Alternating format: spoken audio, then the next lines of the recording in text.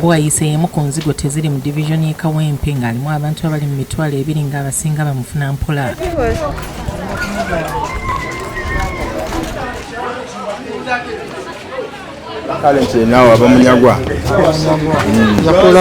Embeera eno ewaliriza abatuuze okulajanya gavumenti okubatandikirawo essomero lya gavumenti erya siniya mu meno olulaga omulundi guno gwa 36 kibayambeko mu kutumbula eby'enjigiriza mu kitundu kyabwe.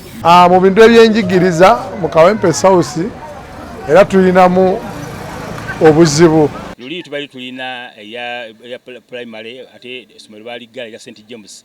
Abantu bonna essomero lya plan ya lutuzimbira. Oluvannyuma lw'okulaba nga abaana mu Bwaise 3 ababonaabona nga abaana bali ku nguudo. Pulaani Uganda n'ezimba essomero lya St James Primary School. Bwe balolizimba lilitambula bulungi, amazzi ne gakola ki? Ne gajja. Amazzi bwe gajja floods eyo abaana ne batandika obutasoma. Nekireetera Jennifer Musindo okugala essomero eryo. Bategeezezza nga batalina ssomero lyonna lya bonna basome mu kitundu ekiviiriddeko omuwendo gw'abaana abatasoma okweyongera. Olw'abazadde abamu obutaba na ssente zimala. Abazadde abasinga mu Bwaise tuli mu erya tebeesobola. Abaana basala ekkubo nga bagenda okusoma babatomera. Eryalimu amazzi gaalyonoona ne tubeera ng'abaana abateesobola kugenda mu masomero aga private tebafunye mukisa kweyambisa nkola ya gavumenti ey'okuba nti abaana bonna bafuna okukola ki? Okuyigirizibwa. Era tetulinamu wadde essomero lya secondary erya gavumenti. Amasomero ge tulinamu ga private ate nga gabaga ssente nnyingi abazadde nga tebakola ki?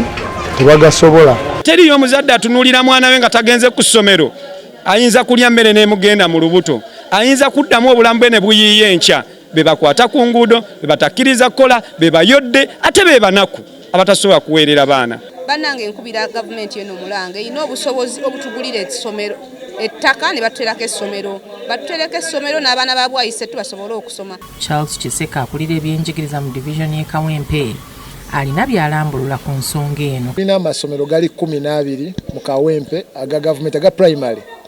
Naye amasomero ago n'embeera nago gye gali mu si ennungi ennyo okuggyako geetaaga okukwatirako.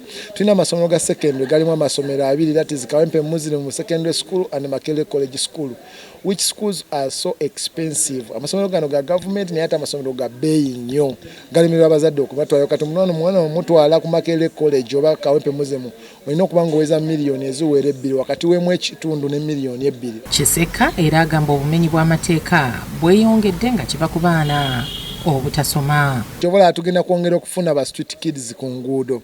Omwana buli alemebwa okufuna education wansi eno ayayuuka embeera ekyankalana gy'abeeramu nga ye omuntu ng'ey'obuntu. Abamu badduka ewaka ne bagenda bengeginga mu activities zitali za bulijjo ne bagenda ku myala, basanga mu myala nga balonda obukebe bulwadde buli mu myala.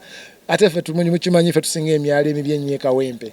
So yembeera eddiridde nti bigenda kukosa sector ya education bwe bateri sinungamu ekosezaamu ne sector ziri zonna endala ate ezikwata ku bulamu bw'omuntu nga ye. Josephine Lonkuse yakusakidde eggulire lino ku Bukedde TV.